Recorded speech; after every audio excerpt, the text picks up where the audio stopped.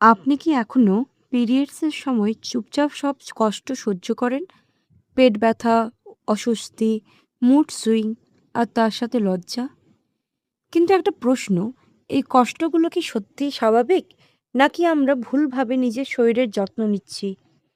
আজকের এই ভিডিওতে আমি এমন কিছু সত্যি কথা বলবো, যা জানলে আপনি শুধু নিজের স্বাস্থ্যই নয়, নিজের আত্মবিশ্বাসও ফিরে পাবেন।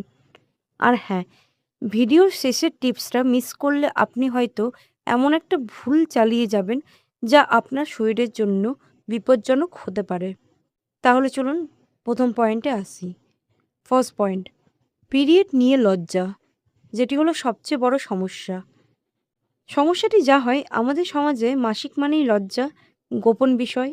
অনেকেই এখনও দোকানে স্যানিটারি প্যাড কিনতে গেলে লজ্জা পান। সমাধান হলো মাসিক একটি প্রাকৃতিক জৈবিক প্রক্রিয়া, কোনো অসুখ নয়। এটা নিয়ে খোলামেলা কথা বলা শুরু করুন নিজের বন্ধু বা মা বা বোনদের সাথে। মনে রাখবেন, আপনি লজ্জা পাবেন কেন? যখন এটা আপনার শরীরের শক্তির প্রতীক।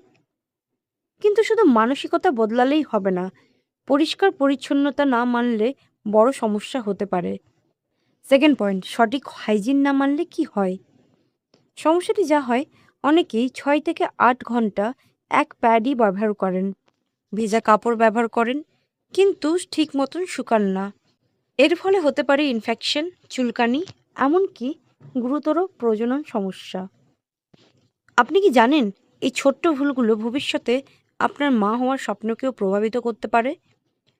সমাধান হলো প্রতি 4 থেকে 6 ঘন্টা পর প্যাড পরিবর্তন করুন। পরিষ্কার এবং শুকনো প্যান্ট ব্যবহার করুন। কাপড় ব্যবহার করলে রোদে ভালোভাবে শুকান।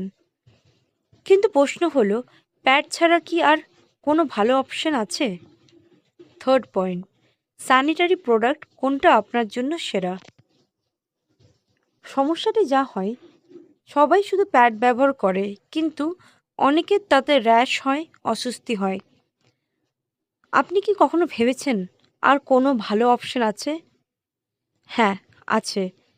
সলিউশন হলো স্যানিটারি প্যাড কিংবা মেনস্ট্রুয়াল কাপ কিংবা ট্যাম্পন।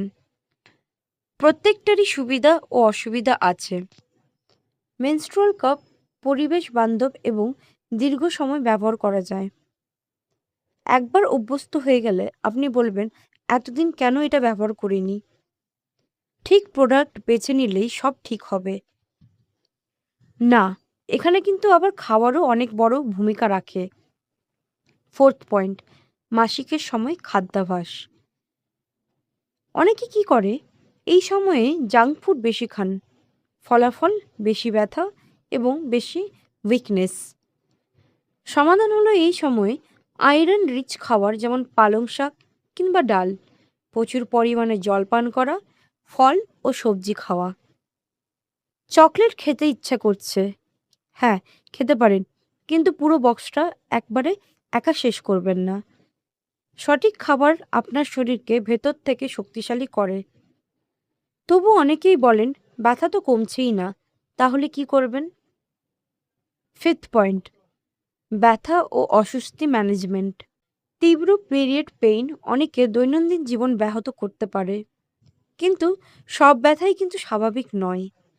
সমাধান হলো হালকা এক্সারসাইজ কিংবা যোগা, গরম জলের ব্যাগ ইউজ করা, প্রয়োজনে ডাক্তারের পরামর্শ। যদি ব্যথা অসহ্যকর হয়, দেরি না করে চিকিৎসকের কাছে যান। এখন সবচেয়ে গুরুত্বপূর্ণ বিষয়টা বলবো, যেটা অনেকেই অবহেলা করেন।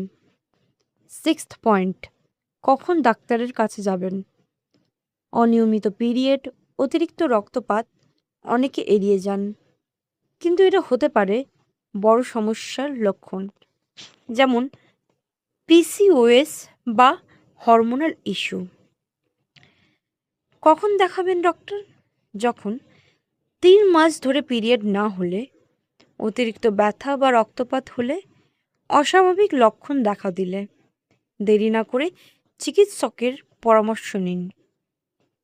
আজ একটা কথা মনে রাখবেন, মাসিক কোনো দুর্বলতা নয়, এটা আপনার শক্তি। নিজের শরীরকে বুঝুন, যত্ন নিন, কারণ আপনি সুস্থ থাকলেই আপনার পরিবার, আপনার ভবিষ্যৎ সব কিছুই সুন্দর হবে। যদি এই ভিডিওটি আপনার কাজে লাগে তাহলে অন্য নারীদের সাথে শেয়ার করুন, কারণ সচেতনতা ছড়ানোই আমাদের সবচেয়ে বড় শক্তি। কমেন্টে লিখুন আপনি কোন প্রোডাক্ট ব্যবহার করেন, প্যাড, কাপ না ট্যাম্পুন। দেখা হবে পরের ভিডিওতে। আজকের মতন ধন্যবাদ।